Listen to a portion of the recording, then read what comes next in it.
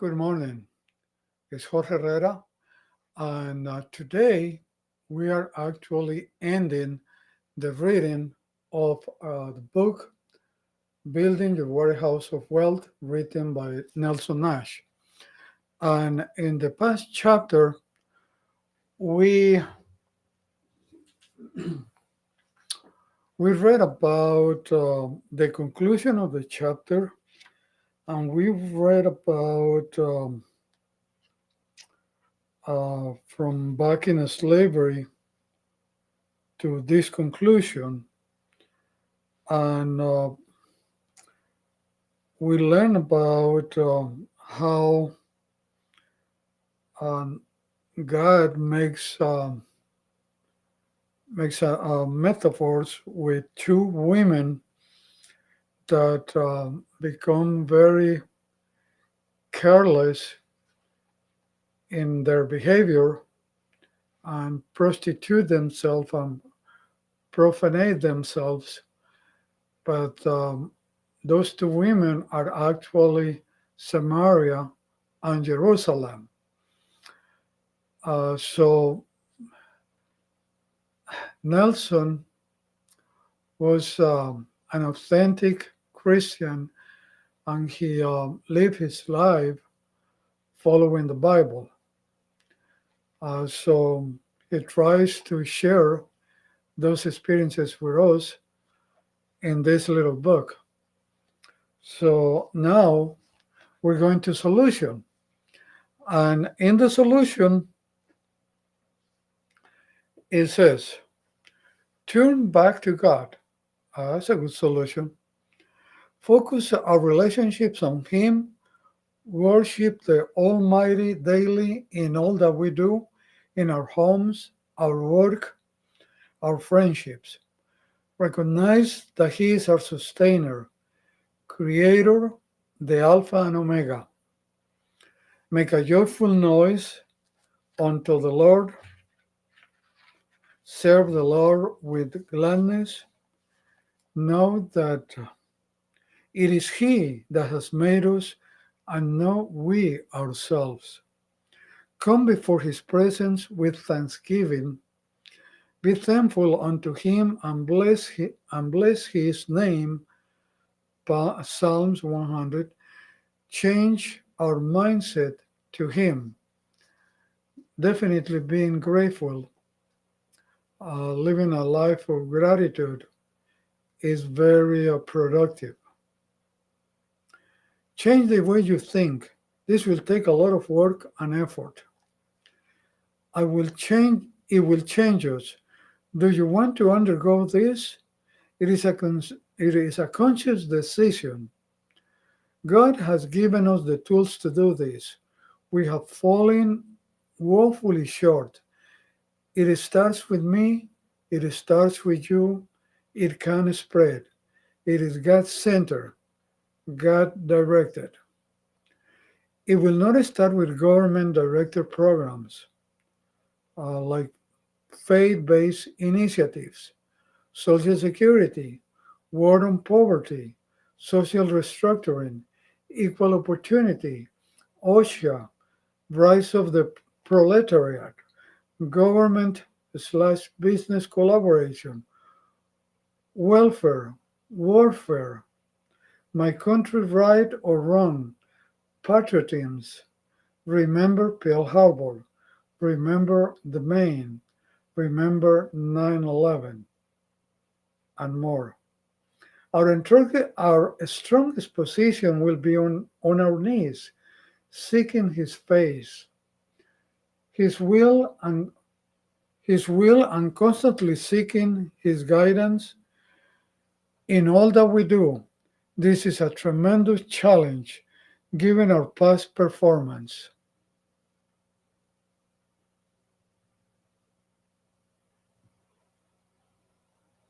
Thank God for His plan for our salvation, which He outlined from the beginning. That plan was Jesus, not democracy, not statism, no kings, no fascism, no communism, no popery, no Sharia. We struggle on like sheep with our futile schemes of self government, ignoring the way our Father in heaven has provided. When will we learn? More things to ponder in this biblical story. When the Israelites were guests in Egypt and the 7 years of famine came about, Pharaoh sold back to the people that which he had confiscated. Pharaoh ended up with all the gold. All governments have that characteristics. Fast forward, fast forward a bit, and Moses has demonstrated that Pharaoh should let them leave Egypt. Now, look at Exodus 12, 35, 36. The Israelites did as Moses instructed and asked the Egyptians for articles of silver and gold and for clothing. The Lord had made the Egyptians favorably disposed toward the people, and they gave them what they asked for. So they plundered the Egyptians. Do you think for 1 minute that they needed this silver and gold to buy things from the local Walmart that they would find Sinai, over in Sinai, Mount Sinai, while on their way to the promised land? I don't think so. Maybe just maybe God saw that mankind needs some means of transacting business with one another, no matter what the circumstances. When they finally got into their new land, they naturally prospered. History seems to record this sort of thing when people don't have a king, don't have government. But their mindset couldn't conceive of life without a king. This produced a series of kings over many years and led to King Solomon, the wisest man of all time. Check out 1 Kings chapter 10 and see the account of all the gold and silver and all sorts of other items of wealth that Solomon accumulated. Pray tell, how is it that governments, whatever form they may take, always end up with so much wealth? That's a good question. It is always taxation of some sort, or they use the system to enrich themselves. Solomon dies and his son Rehoboam becomes his successor as king. His subjects are rebelling because of the heavy burden taxes that Solomon had imposed upon them. Rehoboam asks the advice of his senior advisors what to do. They advise him to lighten up the burden, but like all government leaders down through history, he wanted power. So he went to his peer advisors who told him to double the burden and showed him that governing powers are really like. This caused a division of the kingdom. The 10 northern tribes seceded. In time to come, there were a couple of kings in the southern kingdom that were good men, but a series of kings that followed in both nations followed the ways of the world. And as night follows the day, both kingdoms end up back in slavery, captives of foreign nations. And so the Israelite nation started out becoming slaves of a foreign government, Pharaoh. They migrated to the land God promised them and got their own series of kings who led them back to slavery in foreign lands. 13 independent British colonies seceded from their mother country in 1776 on account of outrageous taxation. Do your own research of its level at that time. Internet search engines make that information readily available. In 1789, this Confederation of Independent States ratified a constitution and became the USA we know today. Now, research the level of, of taxation that we live under today. And we have politicians who tell us that this is freedom. We have two major political parties today. They still their platforms to their essence, and they amount to no more than our brand of coercion. The slavery is better than their brand of coercion, the slavery. Neither objects to coercion, only its level, which always tends to increase with time. Conclusion. This is the conclusion of the book. We have looked at a lot of valuable history in the previous chapter. Does mankind really ever learn very much? Apparently, we don't. Technology changes the way we do things, but our thought processes seem to make the same old mistakes. We look to government to solve all our problems, and they can't do it. They all have perfect records of failure.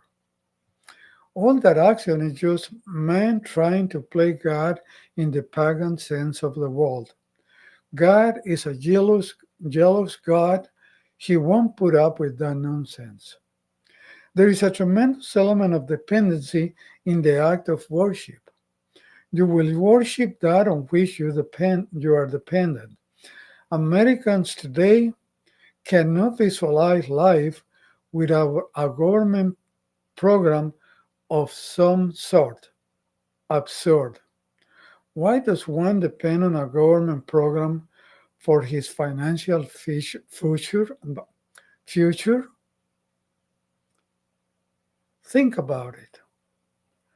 When they have a perfect record of failure and we want to depend on them for our financial future, read history and look how mankind has turned the warehousing of wealth function over to bankers. Look at how their activities totally intertwine with government. They have plunged the entire world into the worst financial situation of all time. It doesn't have to be that way.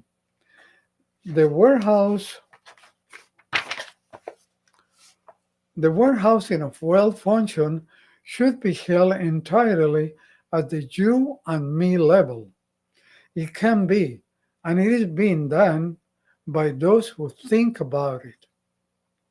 There is one major caveat. Beware of the human factors as I described in becoming your own banker. They are listed here in the same order as in becoming your own banker. Number one, Parkinson's law. Number two, Willis-Sutton's law. Number three, the golden rule. Number four, the arrival syndrome. Number five, use it or lose it. Number one, Parkinson's law means that we take all the time that is given in a project and finish at the last minute. That's one of the ways to look at it. Willis-Sutton's law. Whenever there is wealth, a thief will show up. Think about the IRS. The golden rule. Those who own all the gold makes the rules. So when you have capital, you can make the rules. The arrival syndrome. I know everything now. I don't need to learn anymore. That's the arrival syndrome, when we think that we know all. Use it or lose it. When you have A dividend paying whole life insurance contract. If you don't make it a lifestyle, if you don't use it, you just have a life insurance product. Start learning how you can change your life by attacking the following by attacking the following reading list and the recommended websites listed in this book. A word of caution. This may change the way you think. Good luck. So, books that support building your warehouse of wealth. A Path to Financial Peace of Mind by Dwayne Burnell. Becoming Your Own Banker by R. Nelson Nash. EVA, The Real Key to Creating Wealth by Al Egbar. Family Wealth Counseling by E.G. Link. Fooled by Randomness by Nassim Nicholas Taleb. Foundations of Economic Value Added by James L. Grant. How Privatized Banking Really Works by L. Carlos Lara and Robert P. Murphy, PhD. Life Insurance, Will It Pay When I Die by Thomas Young. Prescription for Wealth by Dr. Thomas P. Mayfive. Infinite Banking, What the Gurus Don't Tell You by Jorge E. Herrera. Thank you for watching all these videos where I offer you um, the complete book, Building Your Warehouse of Wealth. You can find it at the website infinitebanking.org. Thank you, and I'll see you on Friday in Spanish. And thank you very much. You can visit me at jorgeeherrera.com and we can start a conversation and I can help you create your dividend paying whole life insurance contract with a mutual company, and you should make it a lifestyle. You can also put any questions that you have under the videos that you're watching. I put those videos in Facebook, LinkedIn, Twitter, and YouTube. See you next time.